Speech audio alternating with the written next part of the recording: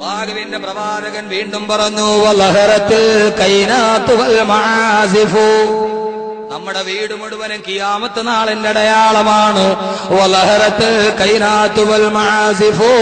ഒറ്റ വാക്കിൽ 21-ാം നൂറ്റാണ്ടിന്റെ 2011 1400 വർഷം മുമ്പ് റസൂലുള്ള പറഞ്ഞ ഈ ഹദീസിന്റെ അർത്ഥം ഒറ്റ വാക്കിൽ 2011 പറഞ്ഞാൽ റിയാലിറ്റി ഷോകൾ അധികരിക്കുന്ന കാലം വന്നാൽ, റിയാലിറ്റി ഷോകൾ അധികരിക്കുന്ന കാലം വന്നാൽ, സംഗീത ഉപകരണങ്ങൾ വല്ലാതെ വർദ്ധിച്ചു വരുന്ന കാലം വന്നാൽ, അല്ലാഹുവിന്റെ റസൂല് പറഞ്ഞു, ഫന്തലിരിസാ,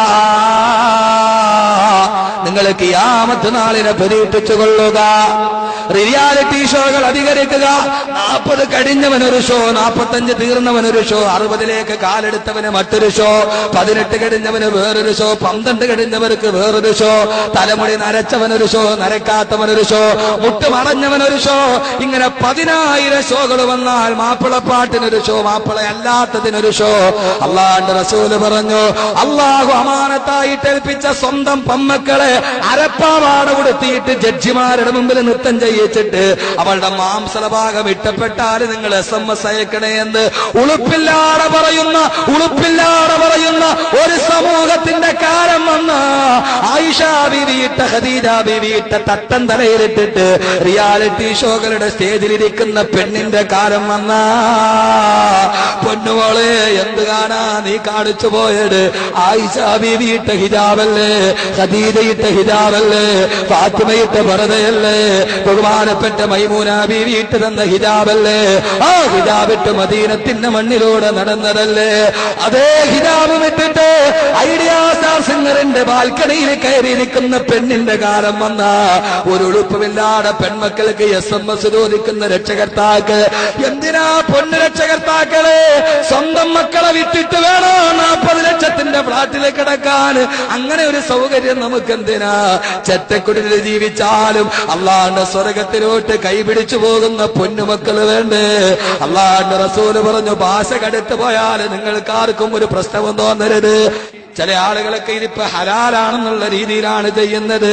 അത് പട്ടുറുമാലാണെങ്കിൽ കുഴപ്പമില്ല, മാപ്പിളപ്പാട്ടല്ലേ? ഏത് മാപ്പിളപ്പാട്ടാപങ്ങള്, ഏത് പട്ടുറുമാലാപങ്ങള്?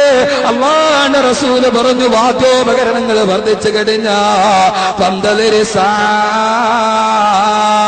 പെണ്ണുങ്ങള് കഥാപ്രസംഗം പറയുന്ന കാലം വന്ന, പെണ്ണുങ്ങള് നാടകത്തിനിറങ്ങുന്ന കാലം വന്ന, കഥാപ്രസംഗം ഇന്ന് സ്ത്രീകളിൽ സുലഭമാ, പരിശുദ്ധ ദീനിനു വന്ന ഗുരുതര രോഗമാ. കഥയും നബി യൂസുഫ് സുലൈഖാ ബന്ധമാ, അത് യുവതിയായാൽ പിന്നെ സീറ്റും അസാധ്യമാ. കഥ ബീവി ആസൂറായുമായാൽ പിന്നെ തികച്ചും ഹലാലെന്നുള്ള മട്ടും തന്നെ. തഴവാ ഉസ്താദ് പറഞ്ഞതുപോലെ അതുകൊണ്ട് വാദ്യോപകരണങ്ങളുടെ അതിപ്രസരണം വന്ന, അള്ളാന്റെ ഖുർആൻ പോലും ഓതുന്നത് വാദ്യമേളങ്ങളുടെ അകമ്പടിയോട്. അള്ളാഹു നമ്മളെ കാത്തുരക്ഷിക്കട്ടെ.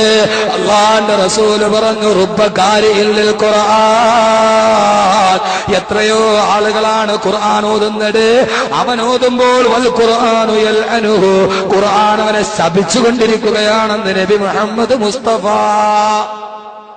റിയാലിറ്റി ഷോകൾ അധികരിച്ചാൽ, അല്ലേ? ആണോ? അധികരിച്ചോ കുറഞ്ഞോ?